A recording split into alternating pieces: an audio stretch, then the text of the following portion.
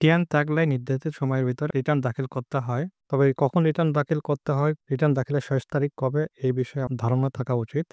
কারণ সময় মতো যদি রিটার্ন দাখিল করা না হয়, তাহলে আইনগত জটিলতা এবং জরিমানার সম্ভাবনা আছে। তাই আজকের ভিডিওতে আমরা দেখব রিটার্ন দাখিলের শেষ তারিখ কবে, রিটার্ন দাখিলের শেষ তারিখের পরেও কিভাবে রিটার্ন দাখিল করা যায়, নতুন যারা করদাতা আছেন তারা কবে রিটার্ন দাখিল করবেন, যারা বিদেশে থাকেন তারা কিভাবে রিটার্ন দাখিল করবেন এবং রিটার্ন দাখিলের শেষ দিন যদি সরকারি ছুটির দিন হয় তাহলে কবে রিটার্ন দাখিল করতে হবে। এই সকল বিষয়ে আমরা ভিডিওতে বিস্তারিত আলোচনা করব। প্রথমে আসে ব্যক্তি শ্রেণী যারা করদাতা আছেন তাদের আয়কর রিটার্ন দাখিলের সর্বশেষ তারিখ কবে। আমি এই বিষয়ে একটি উদাহরণ দিয়ে বোঝাই, তাহলে আপনাদের জন্য আরও সুবিধা হবে।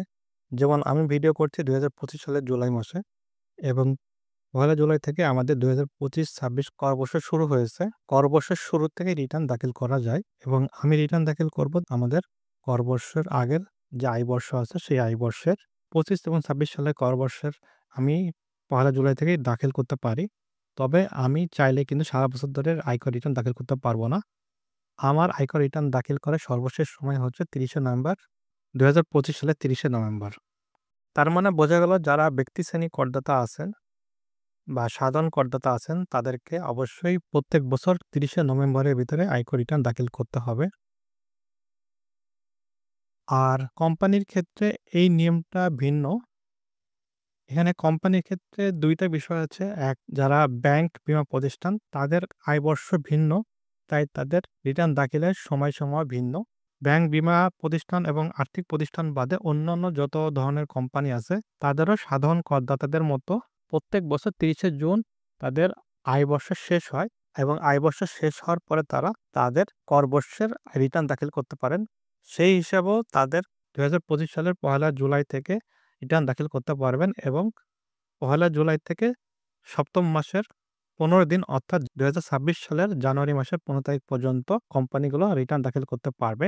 আর ব্যাংক, বীমা প্রতিষ্ঠানের ক্ষেত্রে তাদের যেহেতু আয়বর্ষ ভিন্ন এবং তাদের ক্ষেত্রে তাদের আয়বর্ষ শুরু হয় 1 জানুয়ারি থেকে এবং শেষ হয় 31শে ডিসেম্বর। তারা সেই ক্ষেত্রে 2025 সালের 15ই সেপ্টেম্বরের ভিতরে তাদেরকে উক্ত করবর্ষের আয়কর রিটার্ন দাখিল করতে হবে।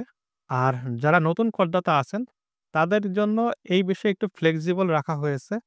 নতুন করদাতাদের ক্ষেত্রে এমন হয় যে অনেকেই আছেন যে আজকে টিআইন সার্টিফিকেট খুলে আজকে রিটার্ন দাখিল করতে যাচ্ছেন।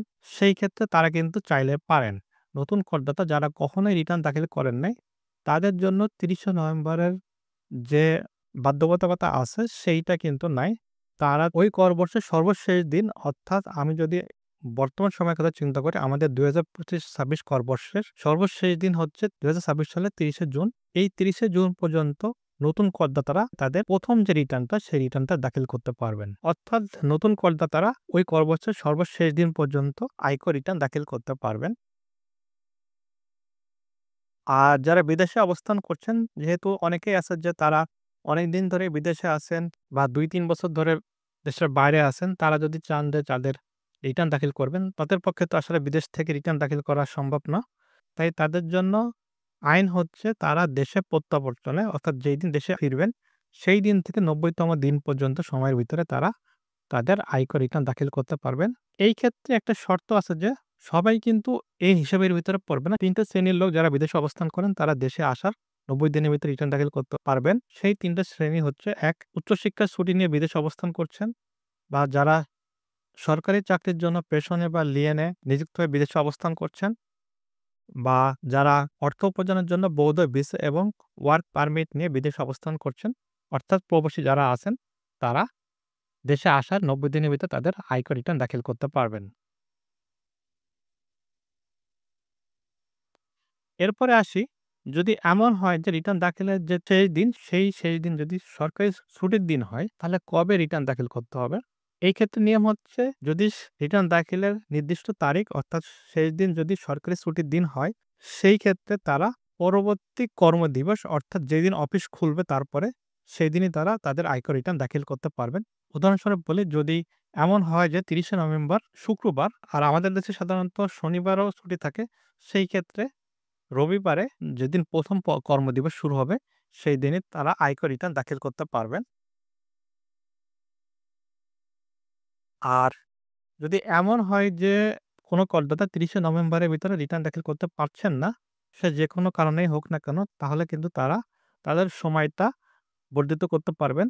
তবে সেই ক্ষেত্রে তাদেরকে ওই নির্ধারিত তারিখ অর্থাৎ ৩০শে নভেম্বরের ভিতরেই যথাযথ কারণ উল্লেখ করে কর কমিশনারের নিকট আবেদন করতে হবে এবং কর কমিশনারের নিকট যদি ওই কারণটি যথাযথভাবে বিবেচিত হয়, সেই ক্ষেত্রে উনি সর্বোচ্চ ৯০ দিন রিটার্ন দাখিলের সময় বৃদ্ধি করতে পারবেন। তাহলে আমরা আজকের এই ভিডিও থেকে কি জানলাম? প্রথম কথা হচ্ছে যারা ব্যক্তি শ্রেণী করদাতা আছে, তারা আয় বছর শেষ হওয়ার পরবর্তী ৩০শে নভেম্বরের ভিতরে তাদের আয়কর রিটার্ন দাখিল করে ফেলবেন। আর কোম্পানি ও অন্যান্য প্রতিষ্ঠানের ক্ষেত্রে আয় বছর শেষ হওয়ার ৭ম মাসের ১৫ তারিখ। আমাদের সাধারণত আয় বছর যেহেতু শেষ হয় ৩০শে জুন, সেই পরবর্তী জানুয়ারি মাসের ১৫ তারিখের ভিতরে তারা তাদের আয়কর রিটার্ন দাখিল করবেন। আর যাদের ক্ষেত্রে অন্যান্য তারিখ আছে, আয় বছর শেষ হয়, তারা সেপ্টেম্বরের ১৫ তারিখ পর্যন্ত সময় পাবেন। আর যারা নতুন করদাতা আছেন, তারা আয় বছর শেষ হওয়ার পরবর্তী ৩০শে জুন পর্যন্ত সময় পাবেন। অর্থাৎ যেই বছর আয় বছর শেষ হবে, তার পরের বছরের ৩০শে জুন পর্যন্ত সময়ের ভিতরে তারা তাদের আয়কর রিটার্ন দাখিল করতে পারবেন। আর যারা বিদেশে আছেন, তারা দেশে ফেরার ৯০ দিনের ভিতরে তাদের আয়কর রিটার্নটি দাখিল করে দিবেন। আর আয়কর রিটার্ন দাখিলের নির্দিষ্ট তারিখ বা শেষ দিন যদি ছুটির দিন হয়, তাহলে পরবর্তী কর্মদিবস অর্থাৎ ছুটির পরে যেই দিন ১ম অফিস খুলবে, সেই দিনটি হবে আয়কর রিটার্ন দাখিল করার সর্বশেষ দিন। আর কোনো ব্যক্তি শ্রেণী করদাতা যদি নির্ধারিত সময়ের ভিতর আয়কর রিটার্ন দাখিল করতে না পারেন, সেক্ষেত্রে ওই নির্ধারিত সময় শেষ হওয়ার পূর্বে তারা কর কমিশনের নিকট লিখিত আবেদন করবেন এবং কর কমিশন যদি মনে করেন কারণটি যথাযথ, তাহলে উনি সর্বোচ্চ ৯০ দিন পর্যন্ত রিটার্ন দাখিলের সময় বৃদ্ধি করতে পারেন। তো এই ছিল আজকের ভিডিওর আলোচনা।